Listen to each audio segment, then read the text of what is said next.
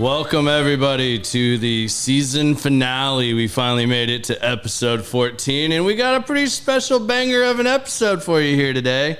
We got my boy, Dougie Fresh, Doug Cardoza. Hey, how's it going? Good, man. Welcome to the show. Thank you. It's good to be on. Yeah. I'm looking forward to it. It's going to be fun. Yeah, we're going to have a good time, man. I've been looking forward to this one. We talked about it early on when I was first just tossing this idea around.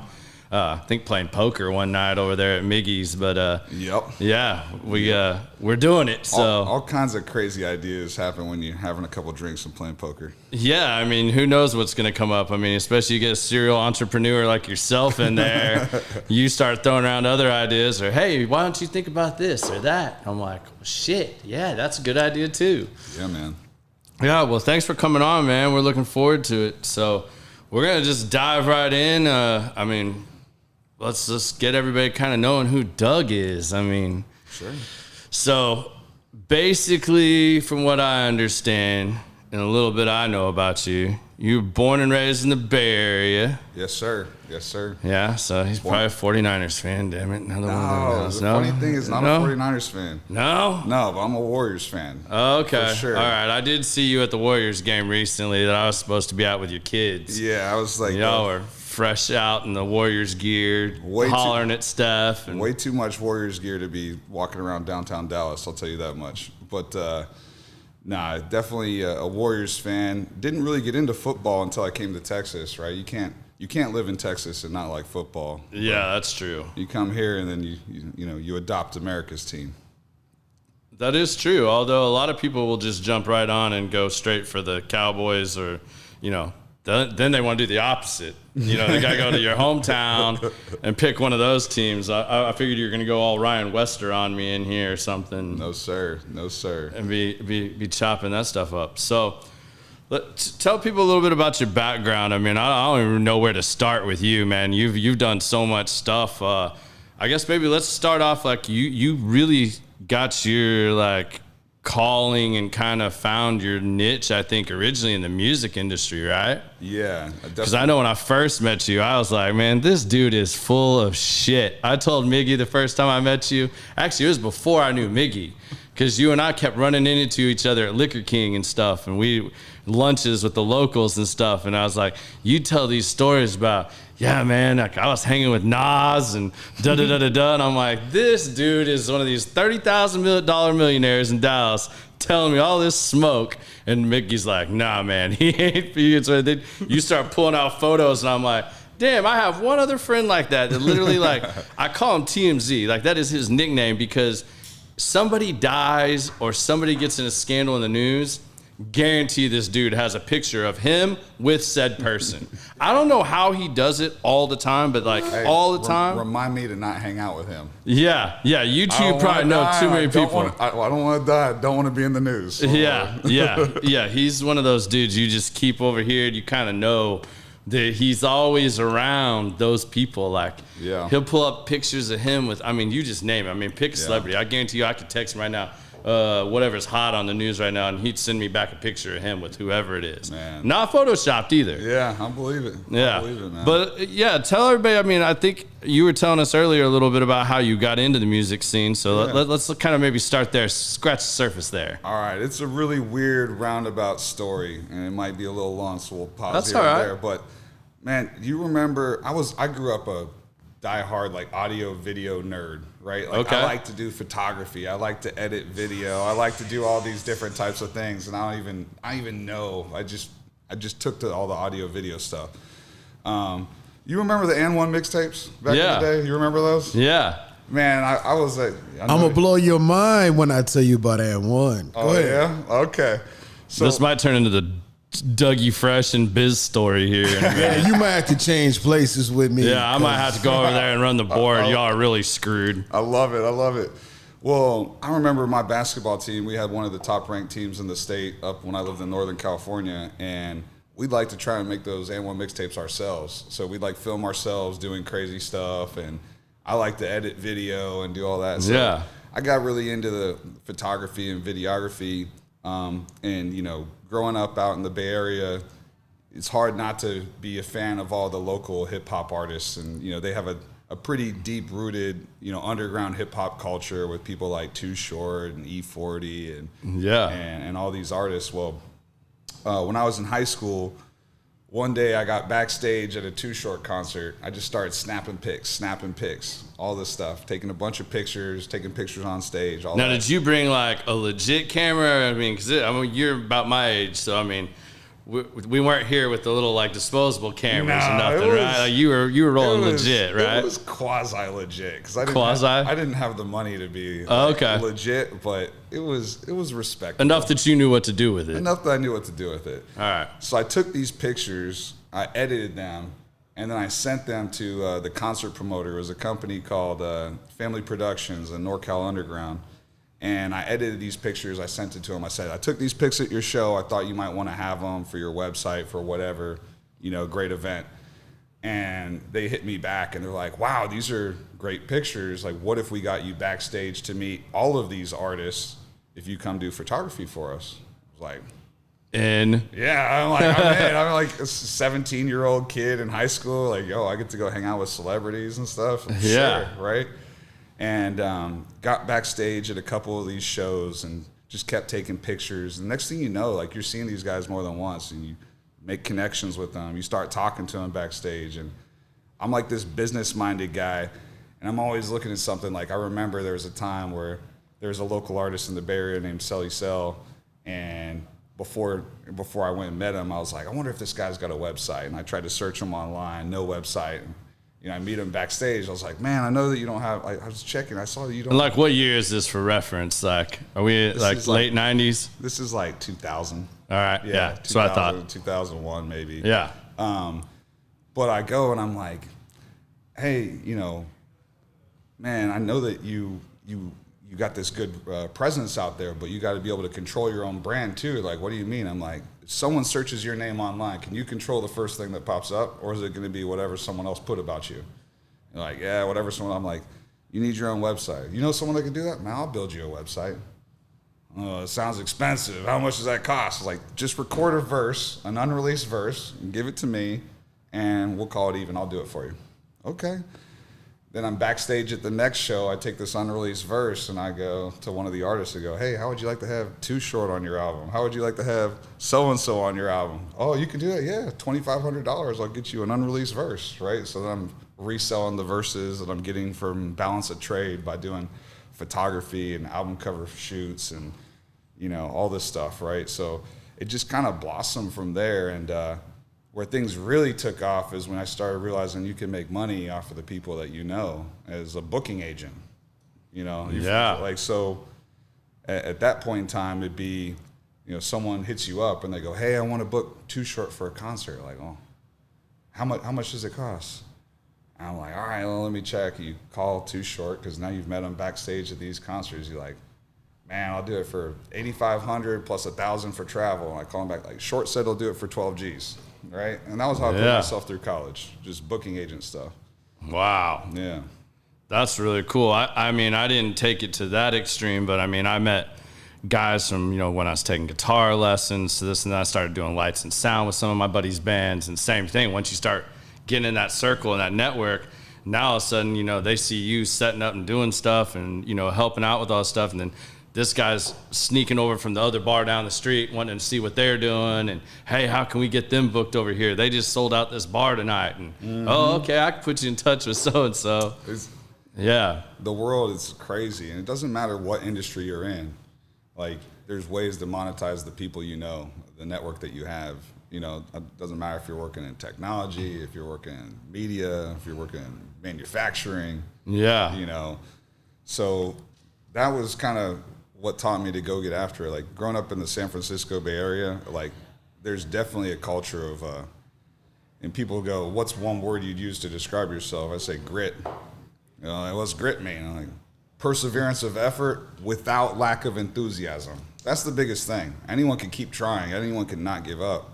But can you not give up and give it the same effort and energy every single time that you keep going after it, right? That's the difference, right?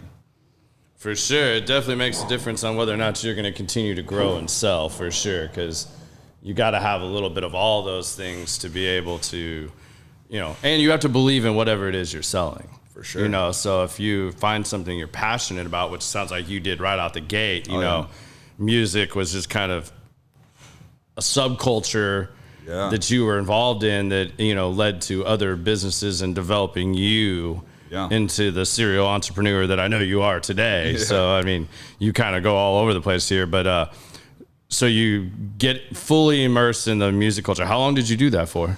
I mean, you said you put yourself through college, so I mean, we got at least 4 or 5 years here. It was definitely at least 4 or 5 years. College was a long go for me. College was a long go? I didn't know that. I took a couple little pauses, sabbaticals and stuff in between. It was hard to keep focused because it's like, I mean, you're partying with I'm in class one day and the next night I'm in Reno with Snoop Dogg. You know, it's like okay, like, and it's not just name dropping, but that was what it was. And then you go back to class and you're like, man, like, it's not the same. Yeah, how do I focus after I just partied with Snoop Dogg and Too Short? Yeah, you're trying to figure out how to, like, okay, well, how do you motivate yourself to get back at it? And, you know, eventually the music industry, I mean, I still love it, but it lost its luster a bit because, you know, technology kept changing the music industry. Just technological disruption over and over and over again. So if I look at just in the time that I was doing that, we're talking about being a booking agent and going, oh, okay, I can connect you with someone that you otherwise wouldn't have a connection to get. And, you know, there were times, even if I didn't know someone, I'm like, I know I can get a hold of anyone. So, like, one of my good buddies back there in the Bay Area was a producer by the name of Mike Mosley, right? He was one of Tupac's original producers. He did stuff on, you know, Digital Underground too, he did the song Ain't Hard to Find on All Eyes on Me. He did E14's Sprinkle Me. He put out, you know, E14's Dusted and Disgusted, like all these big Bay Area hits, right? So he was a friend of mine. He knew everyone. So if I couldn't get in touch with someone, I'm like, man, I'll pay you $1,000 to introduce me to that person so I can book him for a show, right, or whatever. And he's like, sure, right? You know? So, you know, like leveraging other friendships like that to get to people I didn't otherwise have. But with regards to the technology disruption, the biggest thing that changed things for booking agents, like people doing what I was doing, was MySpace. MySpace comes out, and now they don't need a middleman. They don't need to go to Doug to get a hold of Too Short or whoever. Like, I can send a message to this person's MySpace, and I'm dating myself talking about MySpace. Yeah. But you send a message to MySpace, you get directly in touch with the artist. You cut out the middleman. You reduce costs, right? You look at what happened with, like, Napster and LimeWire and all the download services, like all the other things I used to do, like video production, album cover design, all this stuff. Nobody wanted to spend money for it anymore. They're like, I'll get some other kid who just wants to be able to be in the scene and say he did something, and he'll do it for free, right? So, you know, because they're making less money on the creative side of the scene. Yeah. I know you can feel it. I know he's like preach. Plus MTV, you know, I mean, MTV doing what they did, you know, and then the videos start dying out, and like now all of a sudden videos, like, not listening a thing. To a mirror. Does it sound like I'm telling your story? Oh my God, yeah, right? Bruh. When I say we gonna have a conversation after today's episode, you ain't getting out of here without that, man. Yeah, I didn't even tell Biz what you did before you got in here, because I was like, man, I already know where this is gonna go. You two are gonna be talking for hours. Yeah, so it's a trip. Like, I just saw technology disruption over and over and over again change things. I went to the creative side, to the distribution side. I got a job at Universal Music Group in Burbank, California, and was trying to do that, like the artist development side, for a little bit. And I saw the entire Latin division get laid off when I was there. And they went from having 12 offices around the country to 4, right? Like, you know, you're talking major consolidation within this industry. And it's like, if you can't beat them, join them, right? So after all of the time that I kept beating my head against the wall in the music industry with grit, like without loss of enthusiasm, right? Yeah. Same thing. I said, you know what if I got into tech?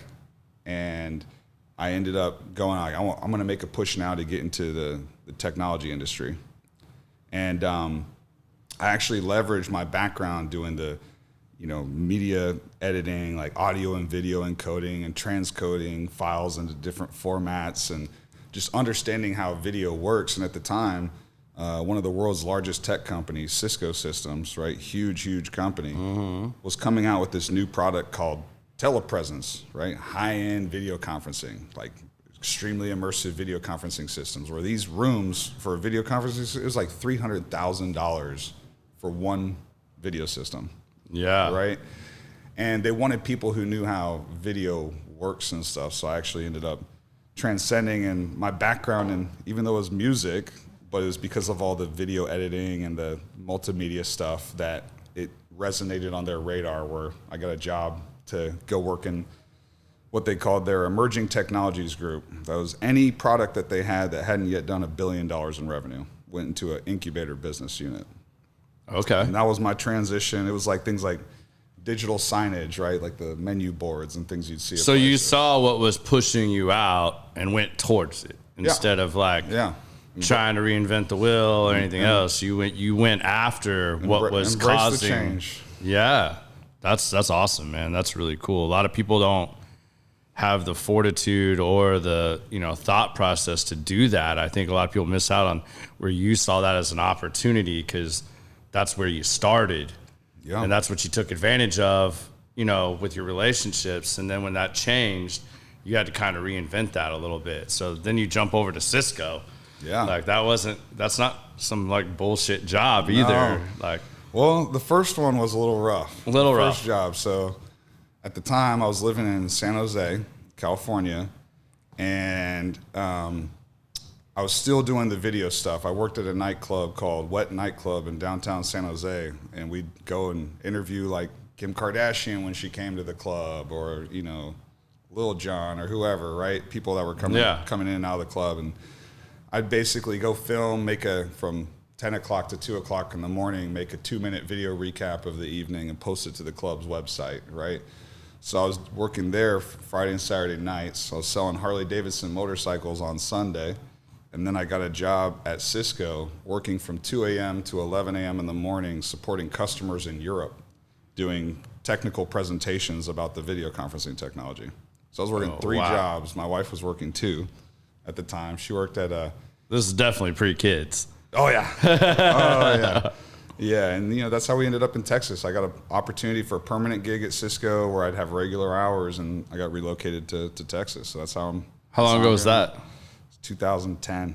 Wow, 12 years here now. You've been here a little minute. Yeah, I pretend to be Texan real good. Yeah, you and me both, man. I mean, I moved here in 96, and it's the longest I've lived in one place, so I can totally relate to that. Where are you originally from again? Oklahoma originally, but I moved every 3 years growing up. So like my last stop before here was Connecticut. So okay. I did the East Coast thing while you were over on the West Coast. So I did the same thing, getting to go into New York when we weren't supposed to. Once we got that driver's license, man, I mean, it wasn't much to get over that way and go run around. And, I still to this day, one of the prized possessions I had. So I was a Biggie fan. Oh, I mean, perfect. I'm just teasing. I knew we were going to get to this. You and I got into this a little bit poker night.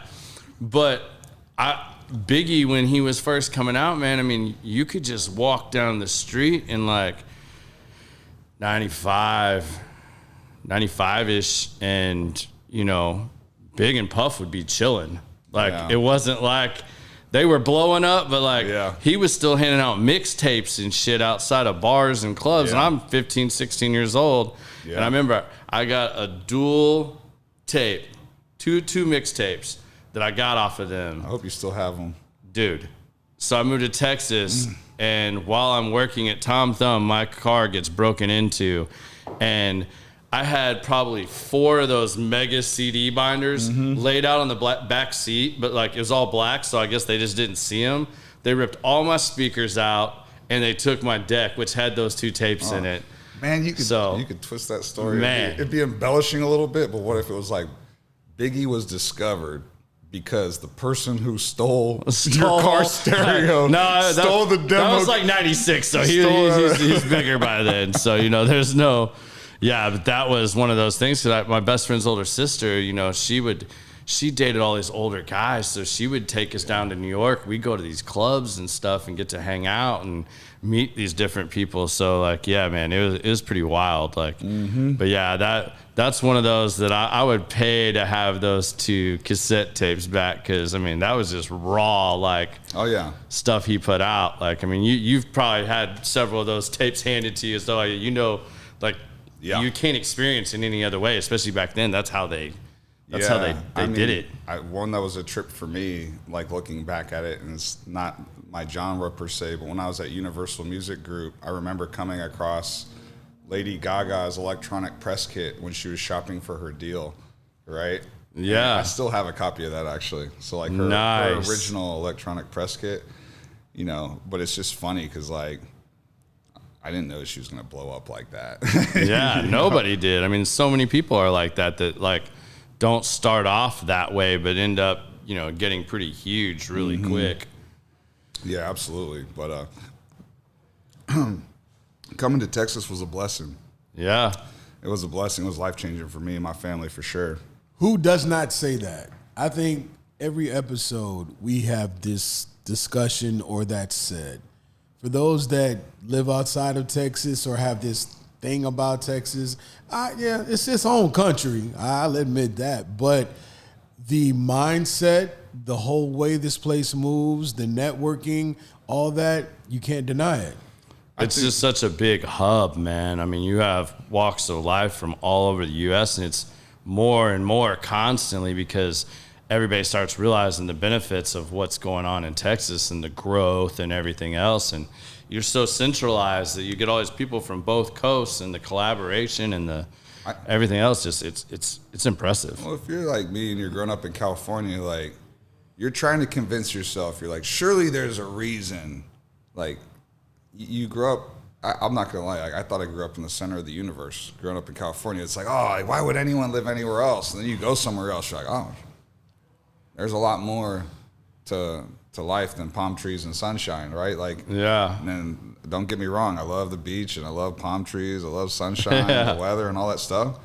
But I love the fact that my kids can go to a public school that's the equivalent of a private school back home. Like I love the fact that, if I take a job, it's not because I have to, it's because I choose to, right? Growing up out there, I kind of felt like everything I'd have to do, if you're chasing a promotion, it's like, well, hey, maybe if I do this, then each of my kids can have their own room someday, right? Like, I didn't even have kids when I left there, but you get what I'm saying. Everything's like, okay, if I do this, then this happens.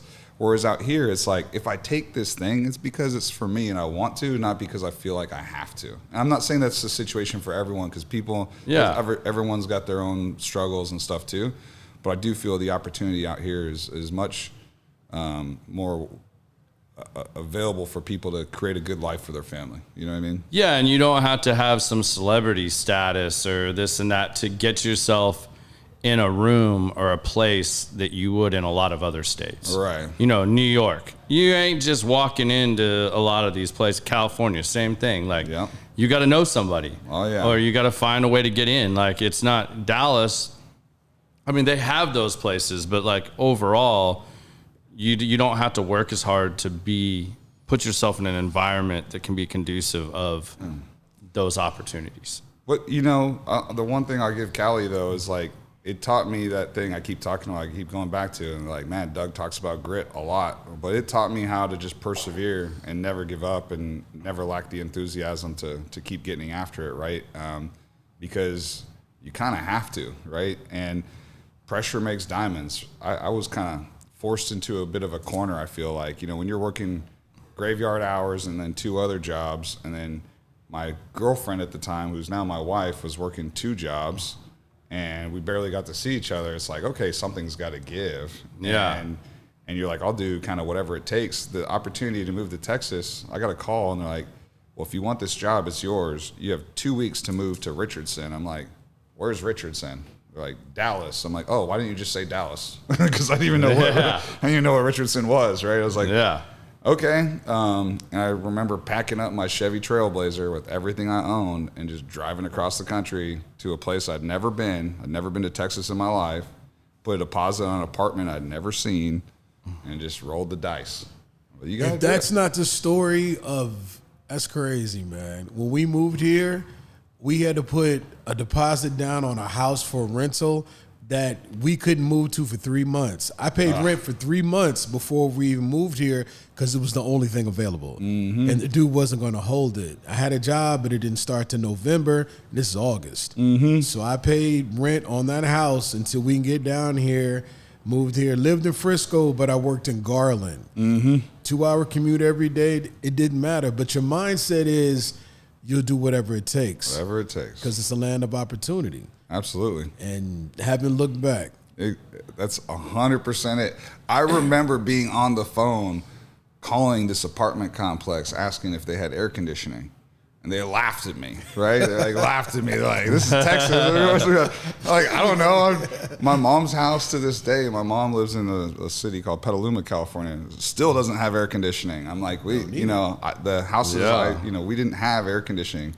And granted, I think it was easier back then to get away with that than now because, like my dad's house was a different story than my mom, but my parents were separated, lived a couple hours apart, so it was a little different circumstance. But, the whole notion of, do you have air conditioning or not, and all these things things that people take for granted, right? Because now it's hot as hell out there. It's hot, like the climate change. Yeah, my little brother lived in Santa Cruz for a while, and like he didn't have AC, and I'm like, dude, what? And he's like, yeah, you want to book this one hotel and you come visit me because it's the only one that has AC. But I got one ceiling fan in my 3-bedroom house. Yeah, right.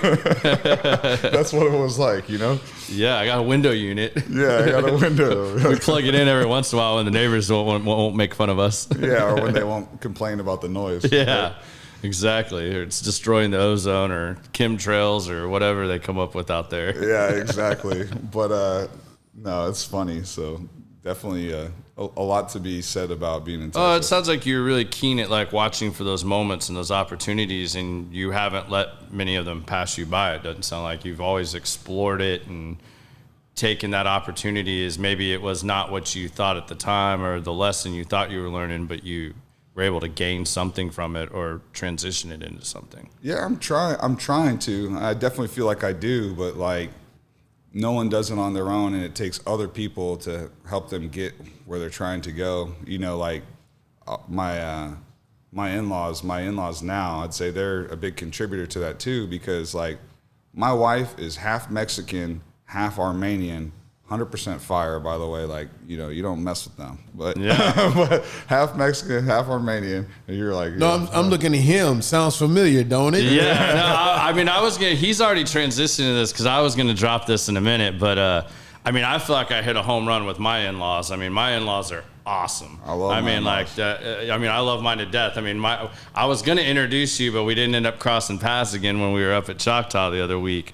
You bumped into my father-in-law there. I bumped into your father-in-law several times, and I'm telling you, short of my father-in-law, this cat's got one cool-ass father-in-law, man. I could sit around with his father-in-law and talk to this man all damn day, and there ain't going to be a dull moment. No. And not a silent moment either. No. You can rap with him for hours. He is so intriguing and interesting. Yeah, he's just a good human being. He is, and he's the life of a party. But like, I was nervous because before we moved to Texas, I asked his permission. I was like, hey, here's the deal. I'm like, I want to do these things. Oh, I see my boy Tim popping. What are you doing here? Oh, we got special deliveries in the house, y'all. Like a thief in the night. Hey, it's my boy Tim. Hey, hop on in here real quick. Y'all, we've talked about Tim before. Hey, you see? All right. Oh, look at he's wearing the hat. Yeah, he's even wearing the hat. Hey, I dropped off a Sherry Christmas and a very Sherry Christmas up front, so make sure you try that. Oh, I appreciate you, my man. Thank you very much. Yes, sir. Merry Christmas. Thank you. Merry Christmas. Thanks, Tim. We'll drop in real quick here and just say, hand me one of those. Let me show this up here. That's my guy right there. So, Tim, we've talked about this when our good friend Miguel was on here. He has the blendery. If you guys haven't checked this out, go check it out. It's a great experience. You can blend and bottle your own stuff. Let me talk about this one while we're at it, because this is cool. So my second grade son, first year of tackle football, which is great, like tackle football, Texas, second grade. Yep. They went undefeated. They got to play at Allen Eagle Stadium, the high school stadium, which, for anyone that doesn't know, it's a $60 million. Yeah, it's like a college facility. High school stadium. It's a high school stadium. So they play their championship game there. Their team's called the Wildcats. Yeah. Right? So what I use the Blendery for and go to Tim's place all the time, it's always to commemorate something because I think that's the unique thing you can only do there. So I said, I went to him, I said, hey, I want to make a blend for my son's football team and to give them to the coaches and to give them to, the different people. So that's why it's got the purple and black wax to commemorate the Wildcats colors. And it's also blended down to 8-year average, right? So the kids are all 8 years old. So I was able to take whiskey of different ages, blend it down to 8 years.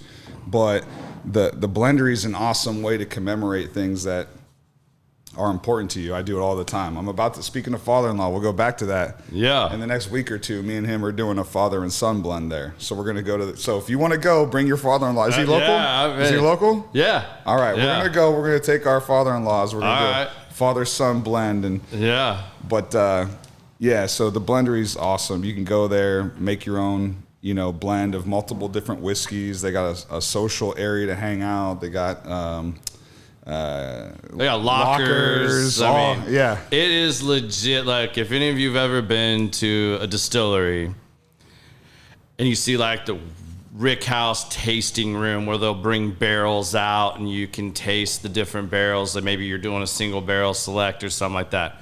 He's kind of created that in almost a cigar lounge's atmosphere where he has the bar, he has blends that they've done that others like Doug has done. We've had a couple of the blends some of the groups have done on here that you guys have all seen.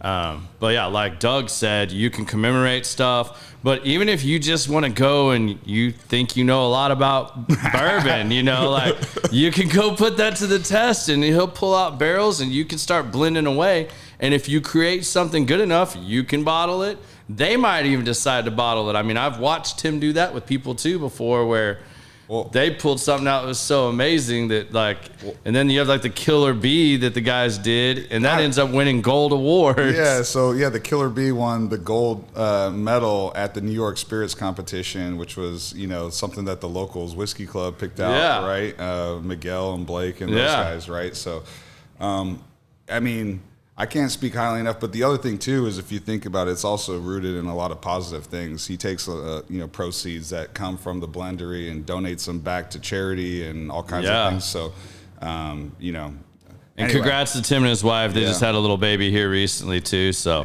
throw another little shout out to Tim. They're good people. Yeah, I can't say enough good stuff about him. But back to the father-in-law thing, which kind of ties into that father-son blend. So I was asking him. I said, hey, I'm not going to move unless you give me your daughter's permission or your permission for your daughter to move with me, right? Because that was important to me. And in the Mexican culture and the Armenian culture especially, even more so the Armenian culture, you don't try and relocate someone without there being a ring on the finger. I just made it very clear. I said, hey, here's the thing. Here's my intentions for your daughter. But I'm not in the position to do the right thing right away, right? In terms of financially buy the ring and all these other things. And they were very supportive and encouraging me to pursue this opportunity and for her to go with me. And she ended up creating a good career for herself as well. And it all went really well. But the gist of it was that what it really all comes back to is what we talked about, like, yes, I seized the opportunity when the opportunity presented itself, but other people could have hindered that if I didn't have the right people around me. Yeah. Right? So I had the right people around me, and that's why it worked out. Otherwise, it might not have, Yeah. I mean, there's a thing to having good luck and fortune as well, too. You got to have a little bit of that, too, even if you're doing all the right things. No, I mean, I can totally relate to that. My wife's half Jordanian, so I mean, I fully get what you're saying here. I mean, like, I think that's part of the reason why too. When I met your father-in-law, like, we hit it off so well too, just talking and shooting the shit. Like, I mean, he is one cool cat, man. Like, you did well there in that family. that poor bastard already broke the mold, is what I'll say. So my wife's family, being Armenian, right? Like, a lot of people don't even understand this, but the Armenians suffered a huge genocide, right? And people don't even realize that happened by the Ottoman Empire, the Turkish Empire, right? Just killed millions and millions of Armenians. And right now, the reason why Armenians are so tight-knit, it's about the preservation of their culture. There's just not that many around anymore, right? So it's very much like they're raised being taught, like, you go find a nice Armenian boy and you marry him and you make a bunch of Armenian kids and you boom, boom, boom, boom, boom. My father-in-law broke that mold. Otherwise, me and my wife wouldn't have happened. Right. You know? And being Mexican, and she's 100% Armenian, so, you know. Yeah, no, it takes some of that. I mean, at times, like, and there's shockingly, it's shocking, but there's a huge Armenian culture here in Dallas. I mean, I went to school with a whole bunch of Armenians that there's in the colony and stuff. I mean, I know you guys know all these guys. A lot are moving to Salina right now. I don't know what it is. Yeah. Everybody's moving to Texas. I mean, we need to quit talking about it so much. You know, keep this under wraps for a little while. So we got back to, you jumped on over at Cisco, took your job here. I think you were there for 8-10 years with Cisco. Yeah, about 9 or 10 years, and worked out really well. Was in a lot of different roles, everything from systems engineering to like product specialist roles, moved into sales, went into leadership, you know, got a lot of exposure to a lot of people. And ultimately left that organization to pursue a couple opportunities. And, you know, going back to the pressure makes diamonds situation, right? If I look at it in hindsight.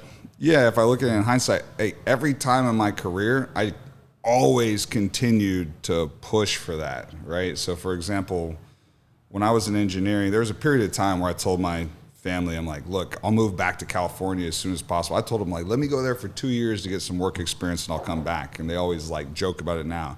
They still go, oh, Doug, 2 years, huh? I'm like, yeah, sorry. Yeah. But, you know, we actually tried to move back a couple times. We were looking at the opportunity and things just fell through like it wasn't meant to be, you know? Yeah. Like buying a house, and the house that we were buying didn't appraise because they did a expansion on the house that wasn't done up to code, so it didn't appraise. And it was like all these signs that were telling us to just stay in Texas, right? So we stayed. But, you know, another big transition point before, when I was trying to move back to California for a little bit, there was I was in an engineering role. But it was a niche engineering role. There's maybe like 10 of these specific engineering roles in the company, and this is a company with like, I don't know, 50,000 employees or whatever. Yeah. There was like so few of this opportunity. So I was like, well, what are there a lot of? I'm like, well, there's a lot of salespeople. There's 30,000 salespeople at Cisco at the time.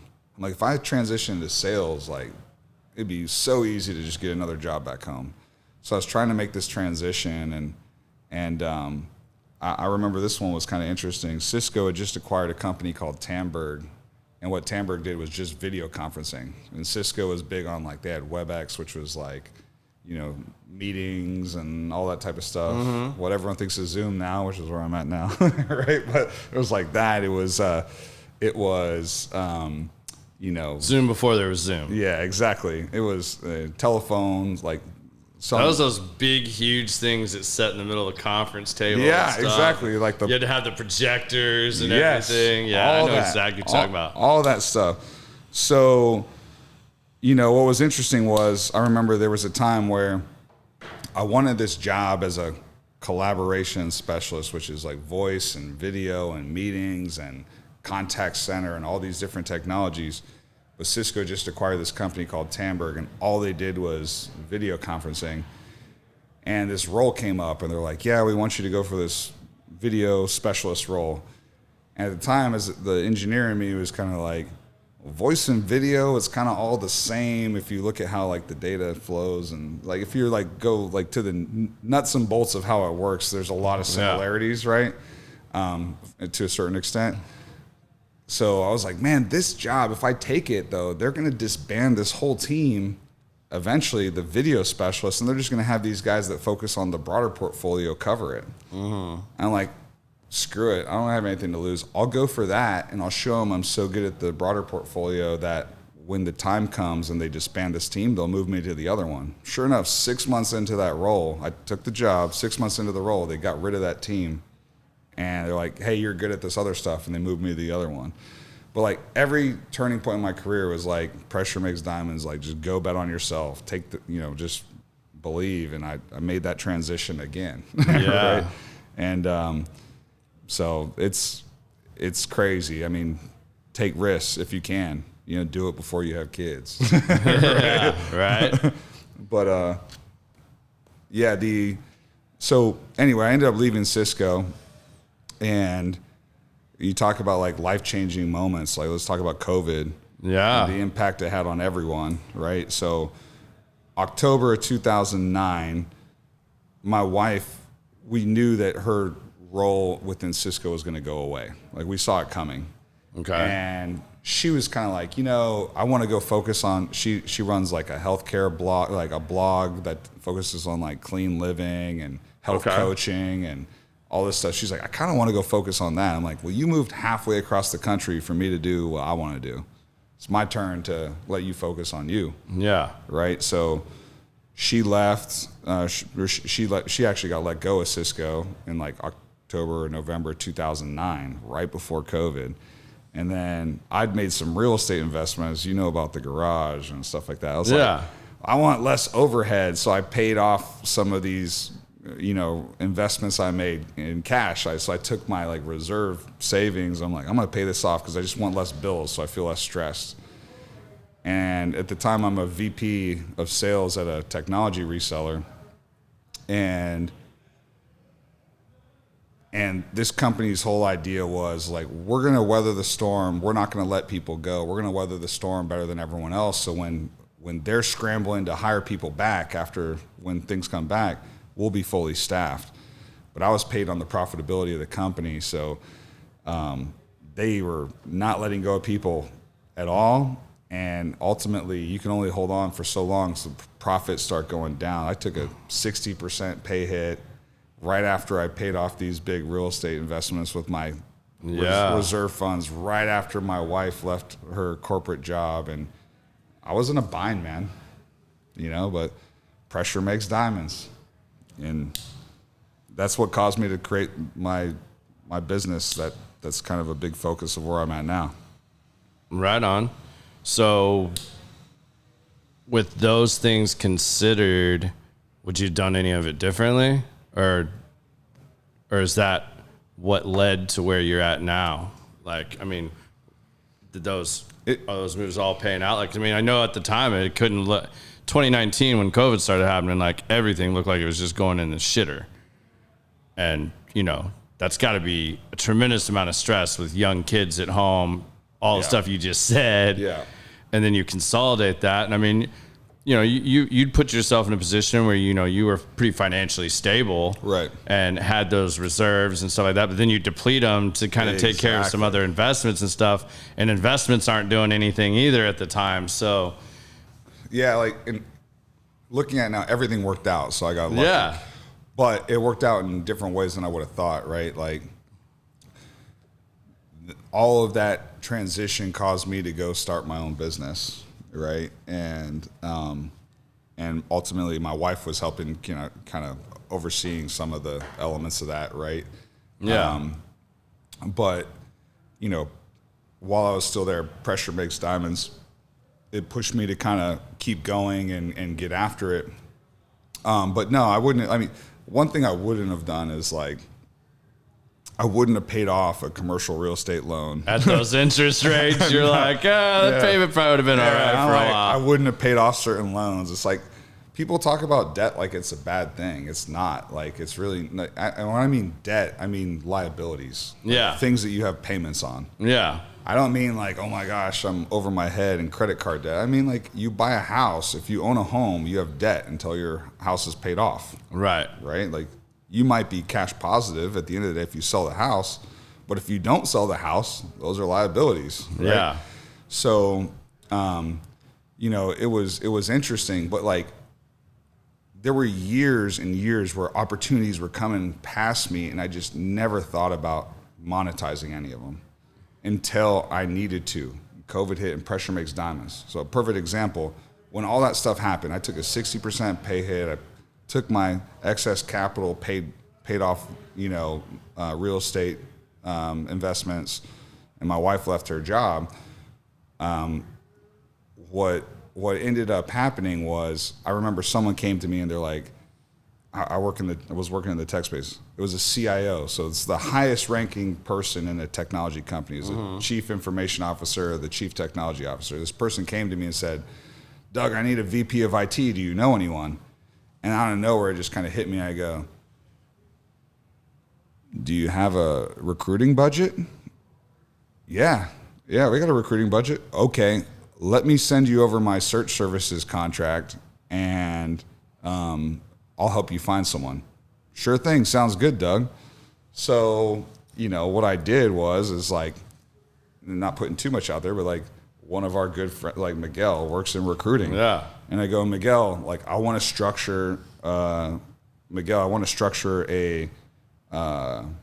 contract for recruiting people, and I know this is your expertise because he works in that industry. Yeah. And so he helped advise me on like, okay, well, here's what you would need to do, and here's how you need to do that. And he, of course, he's very above board. He didn't do anything to jeopardize anything that he does, right? Yeah. But he's like, he's giving me industry perspective. Yeah. Right? And then I'm like, okay, I'm going to place this person in this job, and now I'm getting referring someone that's already in my network because he worked at a previous client of mine. I refer him to the CIO, but now I get 20% of their first year salary. Like, oh, this is a viable thing. And I've been walking away, I've been doing this for years and years. They call other people that work in technology and they go, do you know someone that does this? Do you know someone that does that? And I never thought to ask a simple question. Do you have a budget for recruiting? Yeah, we do. And it doesn't matter what company it is. It could be a manufacturer. People have budgets for recruiting for everything. I just never monetize my network. And it goes back to exactly the same thing. I went back to the days of the Too Short and all these things where I was like, oh yeah, let me introduce you, whatever. I went back to where I started and said, I will introduce you to this person and I'm going to monetize it. Yeah. And so I built that, and then now people just want more and more services. Like, hey, can you do this? Can you do that? And then that's what prompted us to build out a full-blown technology consulting firm and resell firm. And that thing's going gangbusters. That's awesome, man. I'm happy for you. Yeah. That's awesome to hear. What let's talk about, I saw something interesting that when I was reading up on you a little bit here. I tried to call some of our good friends and get some really good Dougie Fresh stories, but you have way too much dirt on these fools in your network of people. My NDAs are amazing. Yeah, I'm telling you, they're stout because I was trying to get good funny stories. I was like, because we messed with Miggy that night about the Jane Fonda pants, and man, I hadn't laughed that hard in I don't know how long, but. I was trying to find a good little one like that, and man, they were all lips sealed, man. They're like, nope, nothing on Dougie. You know how much more I appreciate my friends and all these people that they know how to hey. Yeah, they know. They're like, oh no, I'm not. Street code stuff. Yeah, street code was intact, hardcore. I was like, I got to work you out something. I just need something little, just a good one, a one word I could say that's just gonna throw them off a little bit. How the hell do you know that? It didn't happen. And you're pretty good at your web stuff too, because I was Google searching and doing all this stuff. I was like, all right, there's got to be a good, interesting story here somewhere. But yeah, as a guy that talks about protecting his brand, I went out of my way to make sure everyth's very clean and legit. Yeah, I'm sure, man. You have to today's world. One little thing goes out online, and it can be a mess for some people. And that's kind of the atmosphere we create. I'm joking with you about this, but I think that's why we get some of the guests we get on here, because it's a laid back atmosphere where we're just going to sit here and have a drink, talk about our lives and how we've gotten to where we've gotten, and what we do and how we think about things, and sharing that for others to learn from. But yet, it's not like, even if there was some story, it's like, I'm not TMZ. I'm not sitting here trying to like dig up, some bullshit like, and gotcha, get y'all, gotcha. Camera. So, I mean, I think that helps a lot with this stuff. Like, So I have a question, and it's personal and relatable, because have you ever gotten to the point to where, with all of the knowledge, everything you've done, have you ever hit that wall to be like, what can I do next? Because it seems like you can predicate stuff. You see it coming, so you always get ahead of it. But have you ever got because personally, literally, I'm looking at a mirror, but I'm at a point in my life where I'm stuck. I still don't know what I want to be when I grow up, because I can do so many things. And so you get spread thin because you're trying to do exactly. I don't know. I do a million things, but accomplish nothing. And I'm really looking for that one or two things that I can take all my talent and pour it into. But the problem is, it's kind of like already been done, or it's become easy for others to do.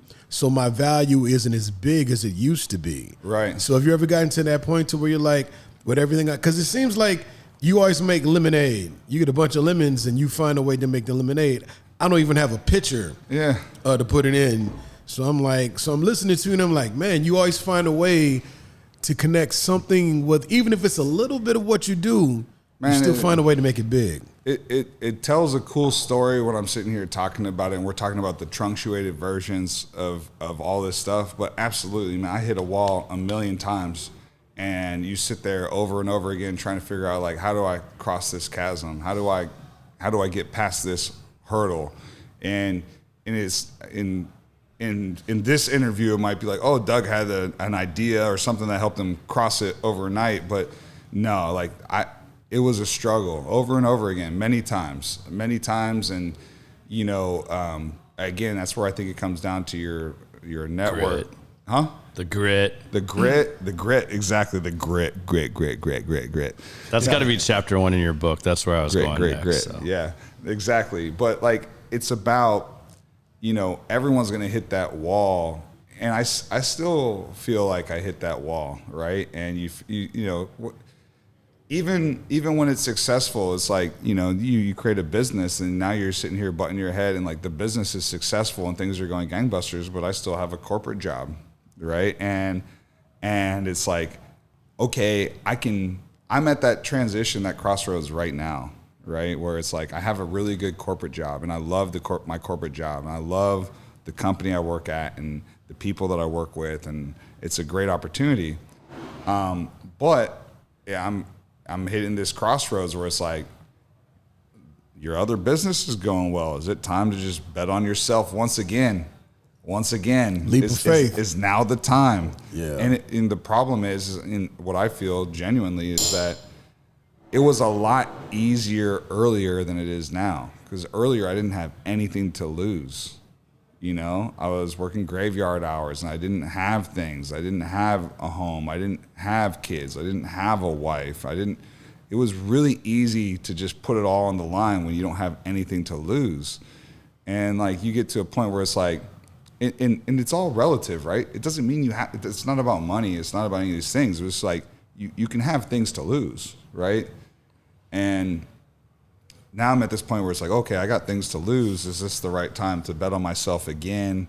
Or am I just jeopardizing my family by doing that and all these things, right? Yeah. So the bar keeps getting raised. The bar keeps getting raised, and it's not, it's not just a financial bar. It's an emotional bar, a time bar.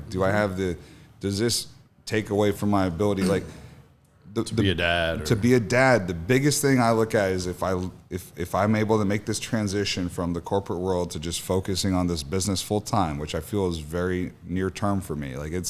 I can see it right now. But the biggest thing, I don't dream about what I could buy or what I can get. I dream about oh my gosh, I get my calendar back, and then now those days where you take your kid to school and go on the field trip, I can participate in that and I can do these things. That's what I am dreaming about. So I just want to make sure I make it clear that it's not just like California. It's not all palm trees and sunshine.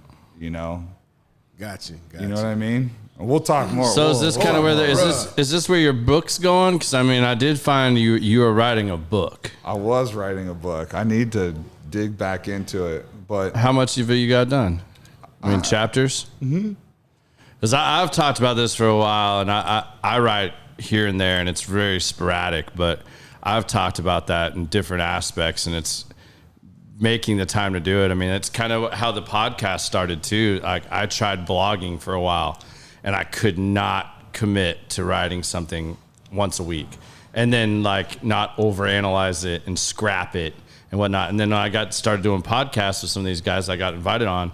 I was like, Man. well, shit, I can sit and talk, and we can do that. But like, not only that, this could be your book, right? It could be like Right. lessons learned from sitting down with a bunch of different people from different walks of life, right? Exactly. And like, you know, it's weird. There's like books about everything that like, I mean, like there's a book. Oh my gosh, I'm forgetting the name of it right now. It's gonna drive me nuts. But there's a book about watches. I'm like a watch guy. Which is silly and all these reasons. Bruh, But we gonna talk. Hey, We gonna talk. hey. So there's a book about watches, but it's talking about what the watches. It's what the watches mean to people, right? Culturally, and I'm gonna pull up the name of the book in a minute, but they'll interview people and they'll talk about a watch and what it meant to them and all these things, like whether it was handed down to them or the first time they cleared this thing in their career or all these things, right? And it's just like, this book is literally just a compilation of all these different people's stories about an impactful moment on their life that transcended with the watch, right? Like, But that's facts. I had Bruce a watch. Willis's dad kept it in his butt for prisoner of war and carried go it get my back. watch. But you know, with I'm a watch freak. But when it was about fashion in the time, remember when Jacob the jeweler had them big ass gaudy watches? It was all that. And then when somebody turned me on to actual high end watches, and when I learned what it took to make this watch, there's watches that can a mechanical, nothing electric, a mechanical piece of collection of things can keep track of the moon's lunar orbit. isn't that crazy? And I was like, Wild. so I made a goal. I said, if I achieved a certain thing, I was going to buy my first, not $300 fossil, but an actual watch that costs more than $5,000. And I achieved the goal last year. So that's what I'm wearing What'd now. What'd you pick up? It's the Tag Carrera ceramic. I love the Tag Carrera. Yeah, So this is my first real watch, and I wear it's my everyday watch, but it means a lot. Yes. I have an Apple Watch that I only wear to the gym or sometimes, but when I say this means so much more, because it wasn't about what it cost, it's about what I did to achieve a goal, and that was my present. It's my a Mundo. milestone. What you got? My Mundo. Oh, yeah, snap. Mundo. It's the same thing. I should have wore a different watch today. Here you go. One up both of us big time here. I'm just kidding. No. I mean, like this is it's a roll. He's like My Jacob the Hublot, jeweler. I my could have brought my Hublot, Jacob the no, jeweler no. watch. Me and Naz did a deal back in the day. It's a Rolex Submariner, and it's a great everyday watch, but it's like it's not the most sentimental watch to me, right? Like to me, Right. I'm a sucker for nostalgia. It's all about the story something tells. To me, this is just a watch that it's an amazing watch, and an everyday watch for me. But it doesn't have the most sentiment to me that some other things do, right? So, speaking of that book I was telling you about, Naz is in that book. Really? He's talking about his Patek Philippe and what it meant for him when he bought his Patek Philippe and all this stuff, right? So, they'll have the celebrities. We'll put this in a sub note of the show here. We'll figure this out. Put this on here for y'all. But no, to me, everything's about nostalgia. Like, you're familiar with my setup at the garage and all that I still stuff. haven't seen it other than pictures. The one party you invited me to, I could not attend. And I was super bummed because I saw all the pictures and the great time that everybody had. Yeah. So We'll have to, my thing is like I'm a watch collector, I'm a car collector, I'm a pen collector, I'm a whiskey collector, I'm a gun collector. I'm like he collects a lot of shit, and too I mean, much and stuff. he has a lot of badass shit. I'm not gonna put him on blast, but the problem is I'm overly nostalgic, right? So if I look at it like, you know, I have a 1970 Porsche 914-6. And you look at this. This is like one of the smallest Porsches in the world. he looks like Shaq driving this thing. I saw a picture online of him in it. It literally looks like this Shaq Miata commercial. Oh, and Miata, like, so it's a mid-engine car. I think a Miata is a mid-engine too, right? So very similar, right? It's like a small Porsche. It's very limited. But the thing was, so my dad had one of these in the 70s, and he was doing some, as we call it, spirited driving, and totaled this thing. Like completely totaled it. They only made 3,000 of this car ever, right? Of this version of this car. Yeah. They made 3,000. He totaled it. And in 2002, he found one on eBay for like $7,200 and bought this thing. And he's like, it was a original VIN matching Porsche 1970 914-6. Bought this thing, and we're going to restore it together to look like his childhood car. And in the process, he ended up passing away, right? And I'm in Texas now. This car is still at a shop in California, and I'm just blindly mailing checks halfway across the country without even being able to look at this car, just hoping that it gets restored to the justice of what he'd want it to be. Yeah. Because I'm nostalgic. I'm like, I want to finish what you guys started. What we started, right? It's the same thing. Like, you know, I have two Buick Rivieras, a 1967 and 1969. My kids are 2 years apart.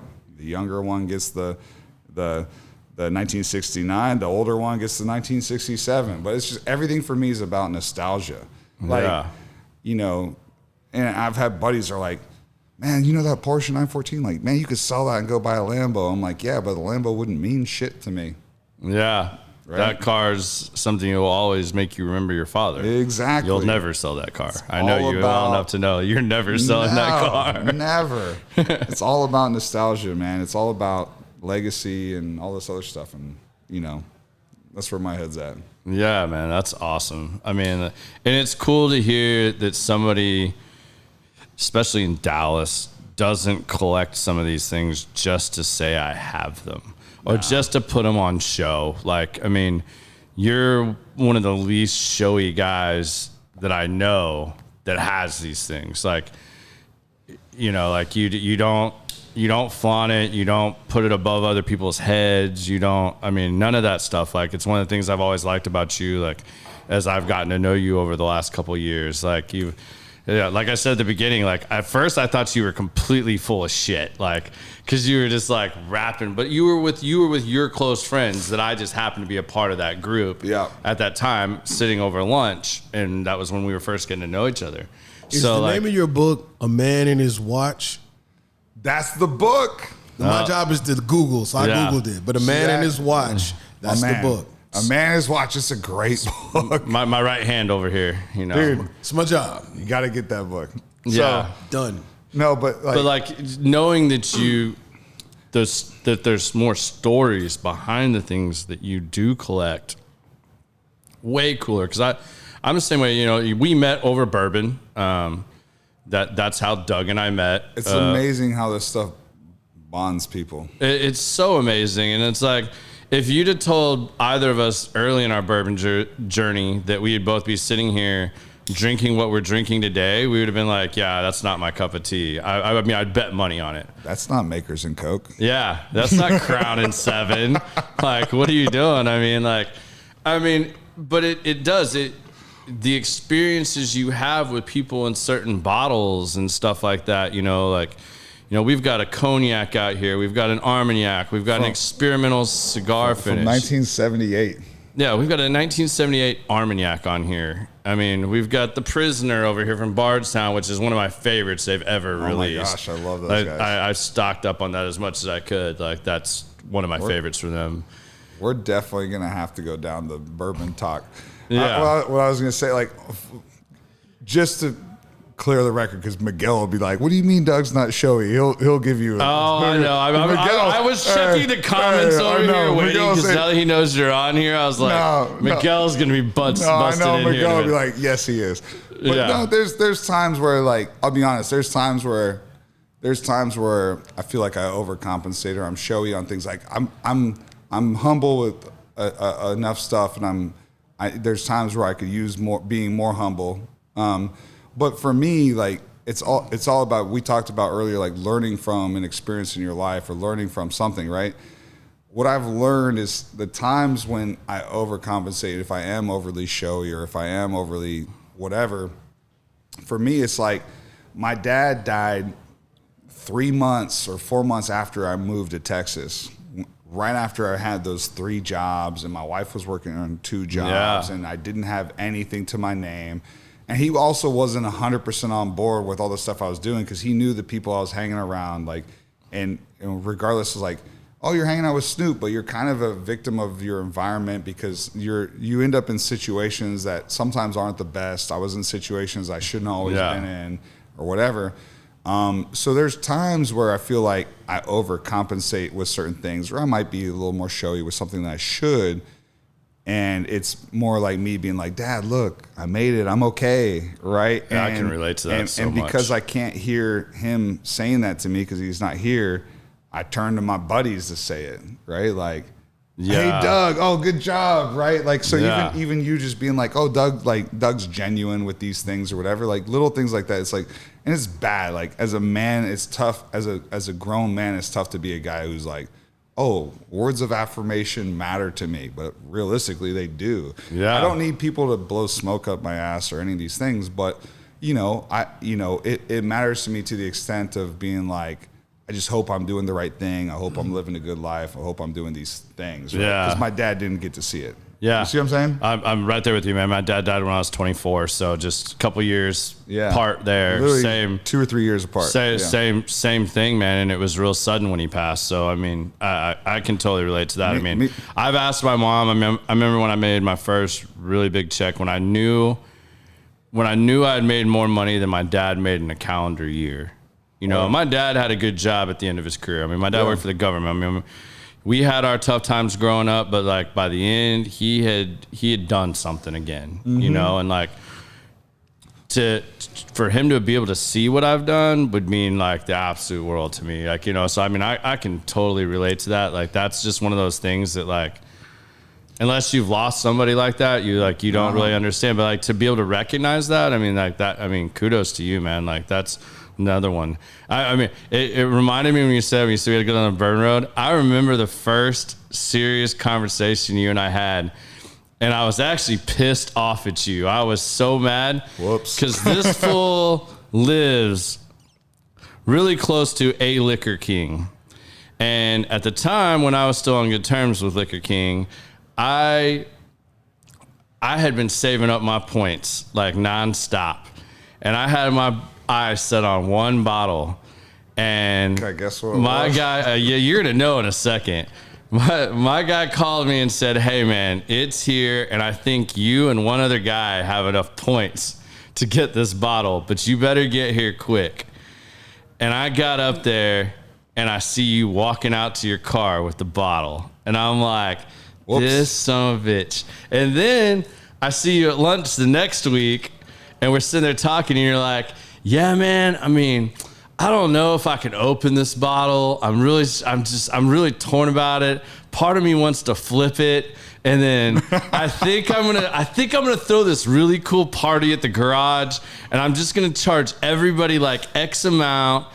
Everybody's gonna get a glass to commemorate it, and we're gonna drink this together, and we're all gonna share in the experience of this bottle. And then I was like, now I know what you're talking about. I was like, this dude is cool. All right, dude. Like, I'm not mad at you anymore. You beat me fair and square. You live like 5 minutes from there. You beat me by like minutes. But yeah, this fool got an OFC bottle with points.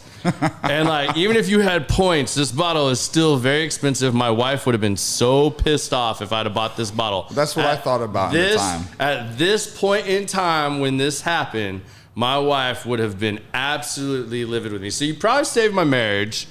Well, and here's like, the thing. you know, that I didn't get that bottle and that you got that bottle. Well, and like, but yeah, I'll never forget that. Like, that's one of my first Doug experiences. I thought about that too, because I was like, I mean, this was probably, I think it was almost $3,000, right? Yeah. And I'm like, if my wife with points, yeah, this is like a $3,000 bottle that you could sell for 10.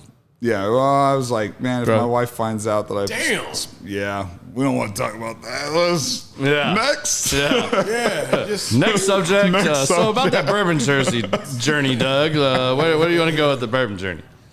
Man,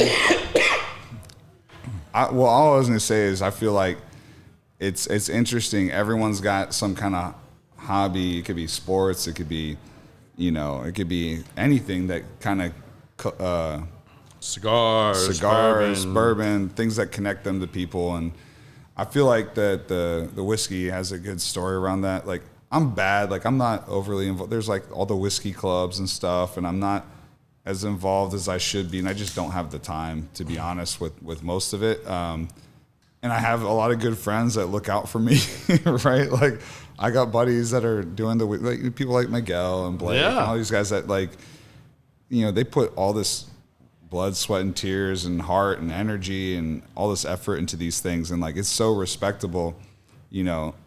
But I also think, like, there's so many haters out there, so I just I just want to be as far from, like, you know, I've gotten to that same point, man. Like, at first I was in every damn group, and everybody joked and called me Switzerland because I wasn't getting into the politics of any of these groups. And I mean, it's hard to even explain. It is, unless you've been involved in it. It's really hard to explain it. But it's like a bunch of teenage girls. Like, well, people come and it's like, I've had people. It's funny. It's like, you know, people.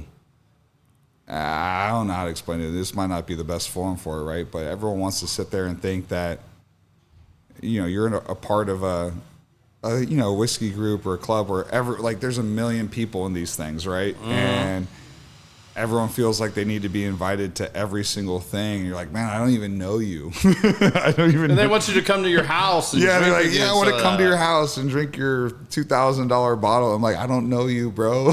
Like, yeah, you know. And like, it's the point where, like, my friends have had to explain that to people before, where it's like, hey, you know, not putting specifics out there. I mean, like, they go and they ask, like, well, how come I didn't get to go to this or whatever? And like, my friends will be like, you don't know Doug like that. Yeah, you know? you're not in the inner circle, basically. I mean, and that's okay. Not to sound shitty either. No, and that's okay. Like, look, I don't expect, like, if you're having a Friendsgiving at your house, like, dude, like, you know, not everyone's earned the right to come to every Friendsgiving, to everything. If you did that, then it doesn't do justice to certain other people. You know what I mean? Yeah. Right? Like, it doesn't put any credit into the relationships you've built either. It's not genuine. It's not genuine. It's not. Now you're doing it to check a box because you feel like you know, you're showboating. Now you're showboating. You want to like, so yeah.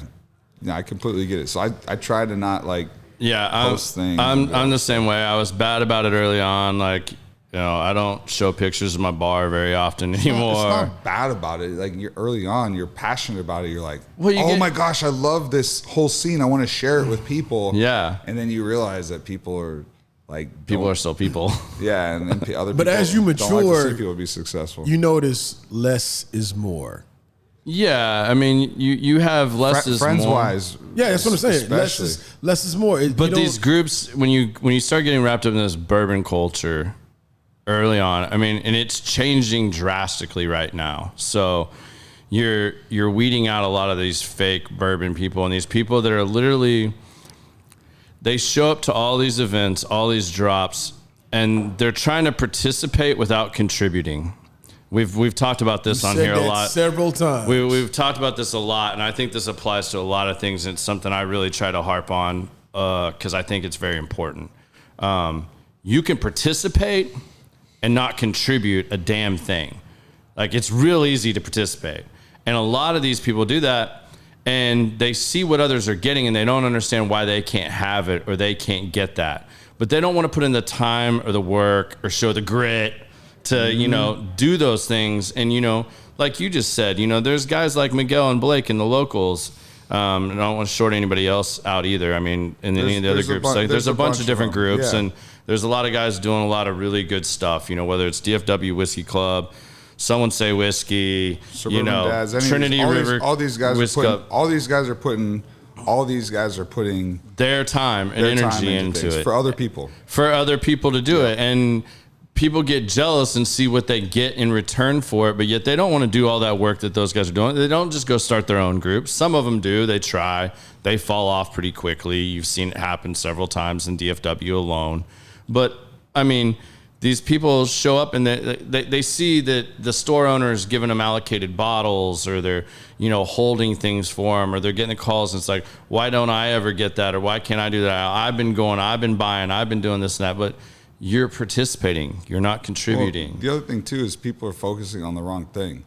Yeah. They're focusing on what's in it for them opposed to what's in it for everyone, or focusing on the people, right? Like, you're not helping that store move 1,000 bottles. No, and at the end of the day, you could build long-term, lasting relationships with people, and it doesn't have to be about getting something. You know what I mean? It's just like good people recognize good people and stuff. And like I've seen the flip side of it too, right? Like to be fair, and like not to put too much out there, but like, a good buddy of ours, Richard Greaves, lost his wife. Right? Yeah. And he's a good dude.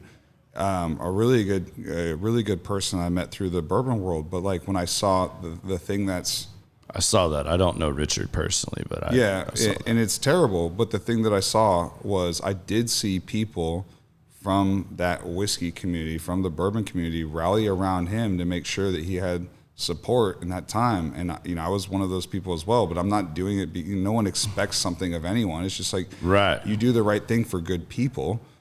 And so there's for every time there's the people that are doing things for like, it's just the weird selfish reasons. Then there's the people that's like, you're like, man, it was so great to see these people pull together to make sure that a fellow in their community has the support he needs when he's going through a tough time. Yeah. And I apologize if I'm putting too much, I apologize to Richard first if I'm even just putting this out there by saying that, but I think he would appreciate it more than anyone, because he understands in like, what I would say is even at his wife's memorial service, like the way that he was able to handle himself and conduct himself and whatever was inspiring to me, because I'm like, I don't think I could do what he did. I don't think I could respond the way that he did. I don't think I can act the way that he did.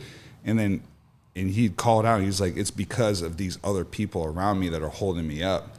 Right. So it's funny. We're going down a different route now, but what I'm talking about is I've also seen the positive impacts of this, where it's like people in a community, whether it's your coworkers, whether it's your family, whether it's your friends from a shared hobby, people can rally around each other and hold each other up during really tough times. Yeah, that's kind of where I was going with that, and what I mean by when I say you can, it's one of the aspects of participating and contributing. You don't have to contribute. Like maybe you don't know a lot about bourbon or cigars. We've talked about all these things at length here during the show and multiple shows now, but you have to be able to find a way to, put yourself out there, be involved, and do it for the right reasons, and, get yourself in a situation where you can contribute and participate. And if you're doing it with things you enjoy or you love or you like, that stuff will naturally come about. But there's a lot of people, when you start talking about thousands of people, hundreds of people in each and every one of these groups, there's still that large percentage of it that's just in it for what can I get for me? What can I get in line? But that's terrible. life. Like it is life. It's a terrible thing to like. Any aspect in life, it's the same thing. You just gotta be genuine. Yeah. Hopefully success is putting more into the world than what you get out of it, And I'm not saying I'm there, right? Like, I got a long journey to go. Like people like Tim, who showed up earlier dropping off this bottle, like I got brothers like that make me second guess, like, am I doing the right thing in certain regards? Because like, you need other people that you see setting a really positive example to push you to do the same thing. Right. And it's surrounding yourself with those people. And you can find that in a lot of these things, in some things like bourbon groups or cigar clubs or, any of those things. Or even a men's group, church or whatever it is. I'm not trying to get, I don't want to get political. I don't want to get religious on this. Yeah. It's not the forum for it, but there's a million platforms to find people that can build you up. Yeah. It could be church, right? It could be, like we're saying, it can be all these things, but you got to have your eyes open to see it. It's true. Yeah, and you can go wherever you want with this stuff. Like, we don't have any big sponsors and stuff like that yet, so we still say whatever we want on here. I like how you said yeah. We're working on it. We're putting together these packages and stuff. When we come back next season 2 after the first of the year, we're going to take a little hiatus here after this episode, and we knocked out 14 episodes starting in September. So, I feel like we've knocked out a few, you're kind of seeing where this journey takes us. And, I'm going to flip the script on you now. Okay. All right. We're talking about transitioning to season 2. Yeah. What's in it for common sense? Like, where's it going? Like, because at the end of the day, that's your next episode and all these things. So, like, where's your head at? Where's my head at? Man, I was not expecting this, man. You dropped one on me. Gotcha. Man, my head's still kind of where it was when this started. I know I'm not doing enough yet, at least in my mind. I haven't met a lot of the goals that I set for myself with this. I'm a little behind the 8 ball as far as I feel like, getting sponsors and doing stuff like that and making this more of a business, to an extent, but I don't want to lose any of the flexibility and opportunity that we're putting out here, So, like I said, I started off trying to do a blog for a while, and I was just too critical of my own writing. And I just couldn't be consistent with it, and I just kept scrapping things. That's the tough thing about writing. You type something, you delete it.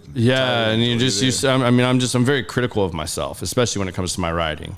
I've never felt like I was a good writer, even though I've picked it up off and on, and I journal a little bit here and there, more just to clear my head than anything. But my head, as far as Common Sense the podcast, is I want to get the website done here over the next few weeks while we're in between seasons. And I know a guy. Yeah, I know a guy. I know a couple of guys, all kind of jockeying me on that. And the problem with that is too, is I have so many good friends that are really, really good at some of these things, and picking one over the other is something I struggle with as well, and how or which way I'm going to go with some of these things. But it's not picking one over the other though. Yeah, it's not at the end of the day. I have to remind myself of that. When you have such close personal relationships with guys that do these things for a living, meeting Biz has been a blessing in my life. Biz is somebody that yeah, man. I mean, Biz and I can sit and jam on stuff and have just some of the greatest conversations. And has he been on camera yet this season? Yeah, we did a whole episode together. Sure. Yep. Yes, I about to pull you out here.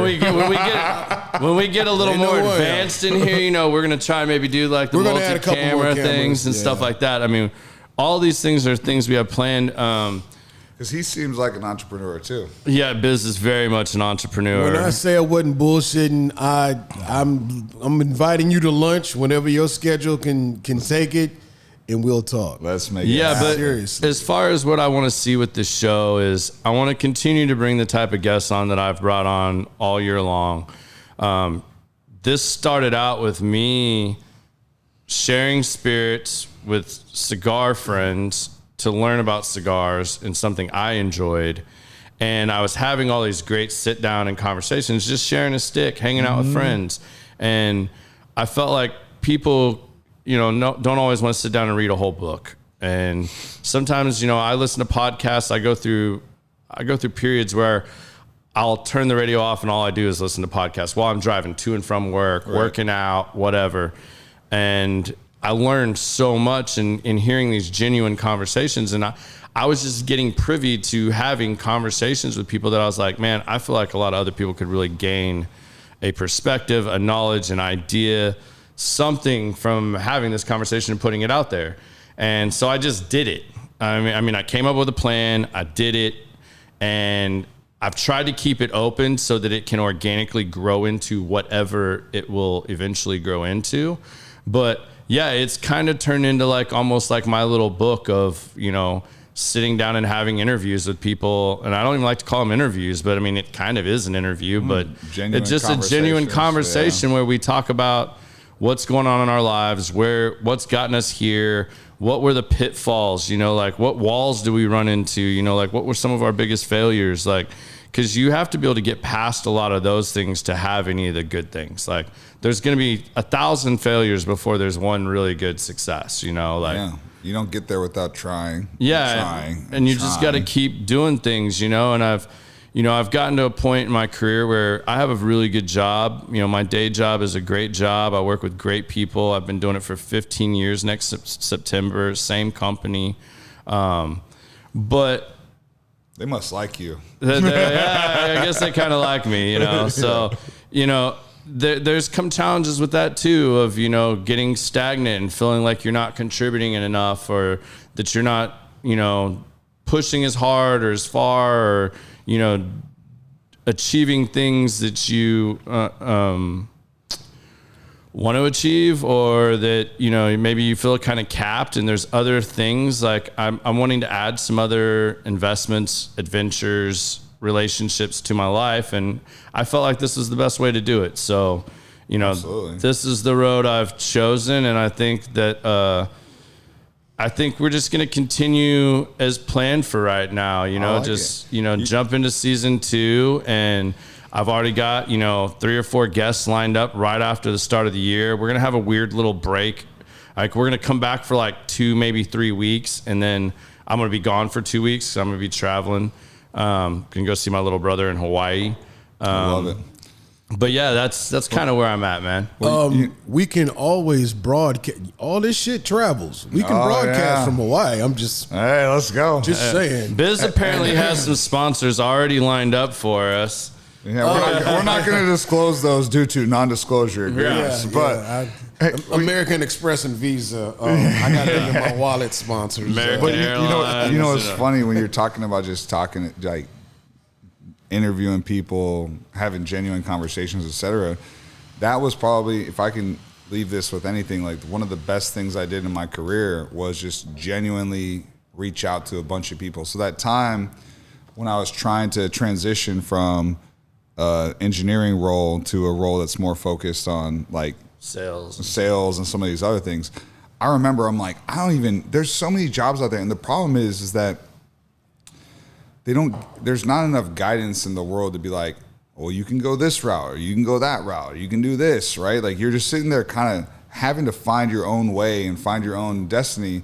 And what you're passionate about. Like that's what I've always struggled with, is like I can be good at something and not be passionate about it. Yeah, so for me, the thing that helped me at that point in time was being comfortable with having the hard conversations. So I went, and I remember taking all these different people out to lunch on my own dollar when I didn't have a lot of dollars. And I'm taking account managers and product sales specialists and consulting systems engineers and, you know, technical marketing managers and product managers. And this is all technology. It's your industry. Whatever, my industry, right? But I went and I took all these different people out from different career paths on my own dollar. I said, I want to take you to lunch to pick your brain. And I'd go to lunch with them and I'd say, I'm exploring career transitions. I just want to learn more about your role. What do you like about it? What do you dislike about it? What's the compensation like? What are the work hours like? What's the quality of life like? What's the flexibility like? What's the stability like? All these different things. And I had all these tough conversations to help me figure out what's next. But it started with being comfortable with having the tough conversations. Yeah. You know what I mean? And it's not like I'm asking people to go, tell me what you're paid or tell me these things, but it's about, you know, understanding just genuinely, I'm trying to navigate career decisions. Can we evaluate this? So all I'm saying is I commend that, because you get the same thing from all these different conversations and interviews, right? Like, yeah. Just feeling people out, understanding Yeah, what is Understand it? the What world. makes them tick? What did they do? You know, how did they get there? What decisions did they make along the way? You know, what pitfalls did they hit? You know, I mean, this is what I do sitting in the lounge. So it was really easy to just, you know, for whatever reason, throw 2 mics in here and, you know, let's go 3 mics. Let's, you know, whatever we can do here and just come up with a plan. I mean, biggest thing for me early on was just doing it. Like, I mean, after I did the 2 episodes or so with Brandon and the Frakes and was on those shows, The Frakes are awesome. they're so awesome. And, you know, so awesome. and they were so inspiring and encouraging too, you know, and then like Brandon's like, all right, you need to talk to Biz. And then Biz and I started talking. I was like, all right. And Biz is like, yo, come up with a plan. We'll make it work. And like a week later, their podcast is dope too. yeah, and like a week later, I came back to Biz and I was like, "Yo, this is what I want to do. This is what I'm gonna do. Here's the dates. Let's start planning for this." He's like, "Damn, all right, you weren't playing around. Like, all right, like this is what we're gonna do." I was like, "All right." So we just, you know, kept moving that ball forward, just gradually and doing that. And it's like. There's another one. I'll go ahead and throw it out here a little bit for any of you that are watching on here. We're looking at something that I'm exploring some options. I have an ultimate goal of bringing something back in the music world and making that something real and here again in DFW. We're trying to put together, and there might be a way to tie it in with a podcast and, you know, pull that all back together. I think I have enough people in the circle now that know enough about the different parts of what it would take to do that. Yeah. That now it's more like you said, I've got to have some of those meetings, have some of those tough conversations, and start seeing what we can do to make that actually happen. I love it. It's yeah, I think it's something that people would really, our generation would definitely dig because it's bringing something back that was very nostalgic for all of us. Hey. And, you know, I think that's a good place to leave it at for that, you know, right now without giving away too much. Sounds like there's a lot more coming. Sounds exciting. I mean, there's some stuff in the works, you know. We're going to go check out a venue here over the next couple weeks.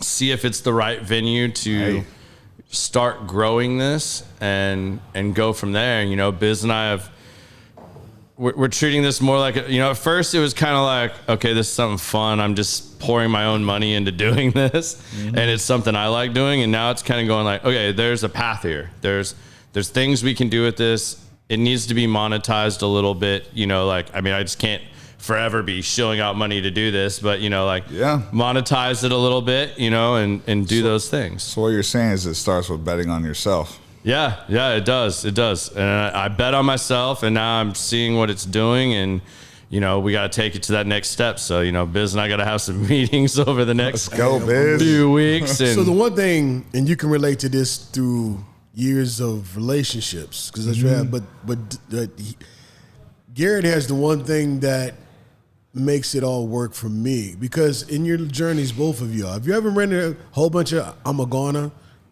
do this, and then I'm fixing to, I'm finna to, I'm gonna. Yeah. He has what I call executionable energy. Yeah. He said it, he came with it, he said, let's go. You know, I have no choice but to get on board and let's rock. You know how hard it is to find that? It's because everyone wants to talk about what they think they could do or whatever, but no one wants to just go do it. My wife, when we lived in Omaha, she said, I'm so sick of you coming home talking about all these ideas and everybody says they're going to do something and I never hear anything else about it.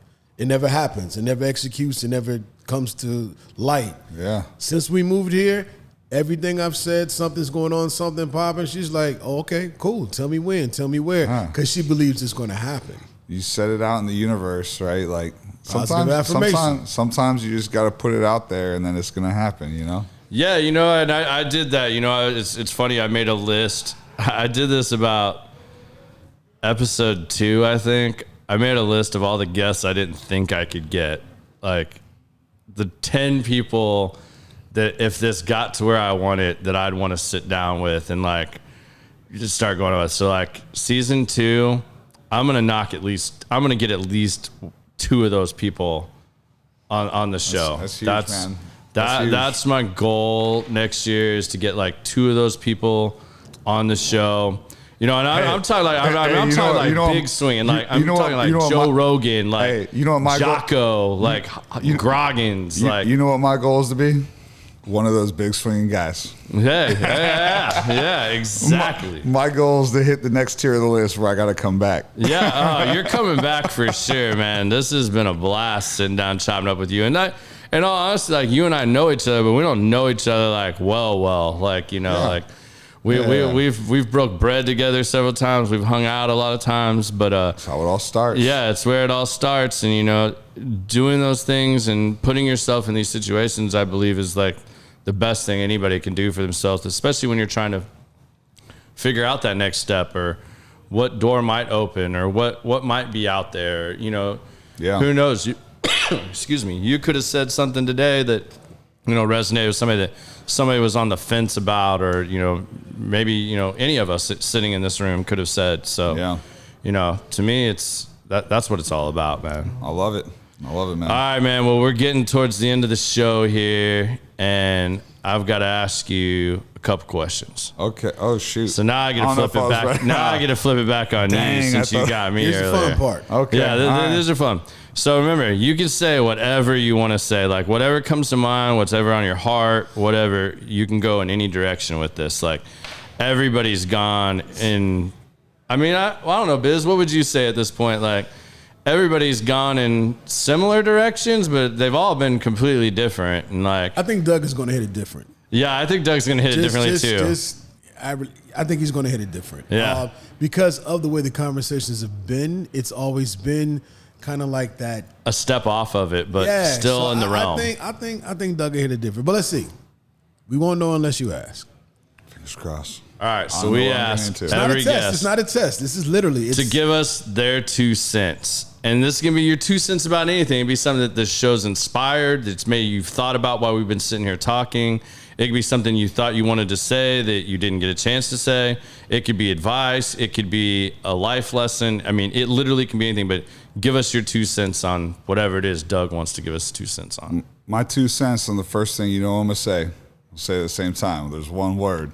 1, 2, 3. Grit. Exactly, grit. What I'm going to say is, so there's a lady by the name of Angela Duckworth who talks about the notion of grit. And the idea is that people with a high EQ will always, which is emotional intelligence, and that's, if you guys aren't familiar with emotional intelligence, it's a whole nother thing. Like, go read that. There's books about it. Yeah. It's basically about, can you be self-aware of how other things that are going on make you feel, and can you be aware of how the things that you say make other people feel, and all these other different types. But the idea is that people with a high EQ, emotional intelligence, will always outperform people with a high IQ. So you can be very intellectually smart, but someone with a high level of grit will typically outperform that person with a high level of IQ, right? So what I'd say is my 2 cents, first of all, is that grit, perseverance of effort without loss of enthusiasm, if you can master that trait, will lead to success. It doesn't matter what vertical you're in. It doesn't matter what you do for work. It doesn't matter anything in life, right? You could be having trouble with your wife and struggling with this, that, or whatever. But if you continue to persevere and put the same level of energy into that, regardless of what's going on, people with the high EQ will always perform people without a high IQ. So what I say is grit. I'm going back to it. That's like the biggest thing for me, period, right? Is just continue to persevere and all that stuff. The second thing, my second cent, would be it's a very similar theme to what we've already been talking about, is bet on yourself, right? Because none of us can get there. Like, if we're not afraid to, we all know what our capacity is to a certain extent, right? We all know what we're capable of, but if we are afraid to pursue these things, and if we're afraid to believe in ourselves and bet on ourselves, we're not going to see the maximum level of success. So my 2 cents are, have grit, perseverance of effort without loss of enthusiasm, and bet on yourself. Those are my 2 things. All right. Now, this is where I'm going to flip it on you a little more. Oh, you man. can't use Damn. either of those two things. Okay. So you can't go to those two wheelhouses. If you could only leave your children with one other piece of advice, and it was the last piece of advice you could give them right now, what would that piece of advice be? It's gonna sound cliche because people tease me and they go, "Doug, you sound like." Or I get these like comparisons to like Doug and Vin Diesel. Miggy, I don't get it. No, I don't get like, Doug Vin Diesel kind of thing. I don't know. It's just a shaved head thing, man. It's the shaved head thing, man. That's all it is. It's the shaved head thing or whatever. But what I will say, and it kind of goes. Maybe when you rock the wife beater on the Harley, like that might be Exactly. it. Oh, we can't call it that anymore. I forget. My bad. They canceled that too? Yeah, they canceled that too. I forget what it's called now, but yeah. I don't know what else to call it. Oof. I don't either, but Undershirt. But anyway. Yeah. What I go back there if I had to give my kids some advice or something like that, it'd be about family over everything.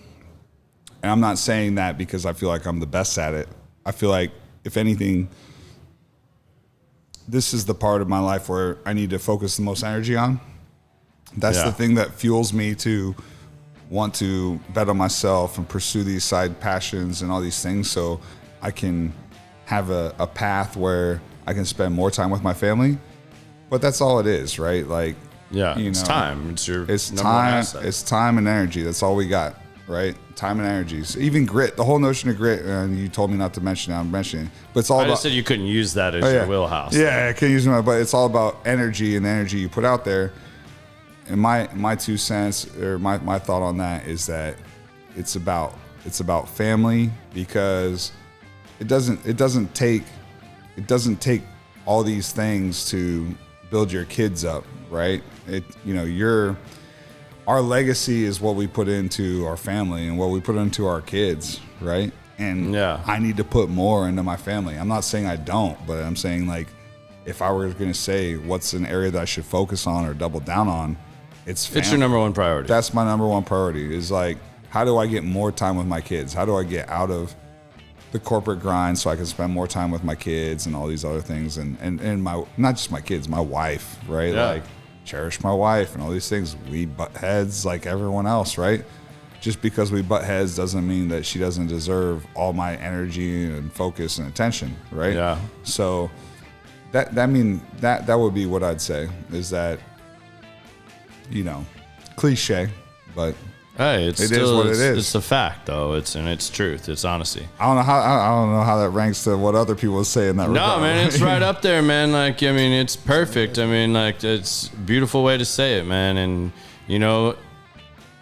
there's commonalities between every one of these things that everybody's seen on here, and that's one of the things I got to do in this off time too is put some of these clips together and pull these little shorts out and stuff like that. You write your own book. To do that, yeah, write my own book. Yeah, it's all gonna be video. Like, haven't figured out how to do this yet. Like, video catalog book. Put it in the metaverse or something. I bet Biz can write a book. I bet he can figure. He'd be like, man, Biz write damn dictionary. he created a dictionary. You know what I mean? Stores. Yeah. For You remember those shizzle. encyclopedias you had when you were a kid? Those volumes, man? That'd be The Biz over there, almond. man. Every time we sit down and talk. But hey, man, we got to wrap this up. I want to thank you from the bottom of my heart, man. I really appreciate you doing this. I want to thank you. Coming Thank you, out, sir. man. Really appreciate it. I hope everybody's really enjoyed this episode. Thank you for all of you that have stuck with us all year long. And we're going to come back hard and heavy, season 2, right after the first of the year. So that first week of January, expect to see us back. And we might have some new surprises for y'all. We might have a few little twerks up our sleeve, getting it there. Hey, I like Doug it. may come and twerk. I mean, who knows? Like, Yeah, I'm gonna have to figure it out. I gotta earn my next spot. I'm working on it. all right, man. I really appreciate you, brother. Until next time. Yeah, let's not mess that up. But thank you all. Y'all have a very wonderful holiday. And until we see you next time, peace. Peace. Bye, y'all.